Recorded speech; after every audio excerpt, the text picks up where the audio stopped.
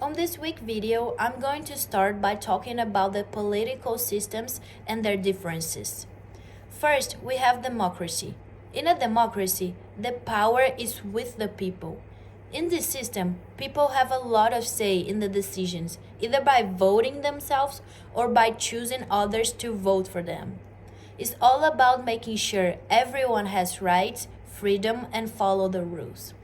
Second, we have the Athenian democracy. In the old Athens, Athenian democracy meant the citizens were directly involved in running the place.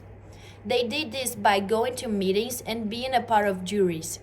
But it was only for men who were citizens, leaving out women, slaves, and people from other lands. Third, we have the representative democracy. Representative democracy is when people vote for others to make choices for them. These chosen ones, called representatives, are responsible to the voters and must make decisions that benefit them.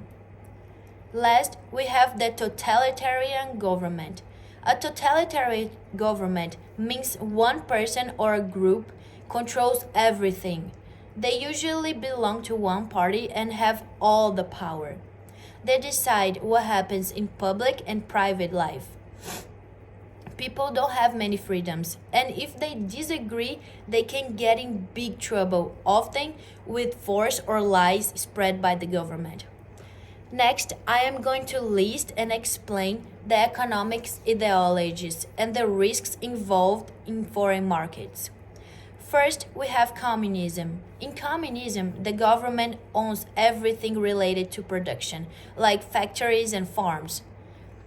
They also plan how things should be made and sold. This tends to make foreign investors back off because the government has a lot of control and there's not much private ownerships. This means fewer chances to do business and the risk of the government taking away assets. Second, we have socialism, which is an ideology that believes in public ownerships of business and wants everyone to be equal socially and economically. This can bring stability and help people with things like healthcare and education. But sometimes, too many rules and taxes can make foreign investors back off because it might make it harder for them to make money and compete with others in the market. Finally, we have capitalism. That is an economic system based on private ownerships or resources, and the goal of making money is called capitalism. It encourages people to do business and start new business and come up with new ideas, which can make it very appealing for foreign investors. But there are risks too, like how the market can change quickly, competition from other businesses, and rules that might change and affect how much money can be made. The last thing I'm gonna talk about today is the legal environment and the market entry barriers. When a company wants to start selling its products in a new country, it's like stepping into a whole new world of rules and regulations. Understanding these rules, especially the legal ones, is super important before going all in. One big thing is we have to pay a lot of attention is the criminal law, which basically tells us what's legal and what's not legal. It's like a guidebook to avoid getting in trouble with the law.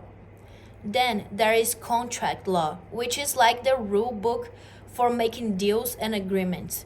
Knowing how to make contracts and how to use them if things go wrong is crucial for business success. Tax law is another very important thing. It's all about how much money the company has to give to the government from its profits. Understanding the tax system in the new country helps the company plan its finances better and avoid any surprises when it's tax time. Antitrust law is also something to keep an eye on. This law is all about making sure companies play fair and don't become too big and powerful, which could harm competition and consumers too.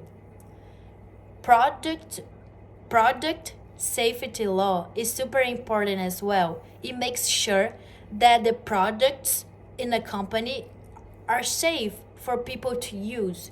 Imagine if a company sold something that turned out to be dangerous. It could cause a lot of problems and legal headaches.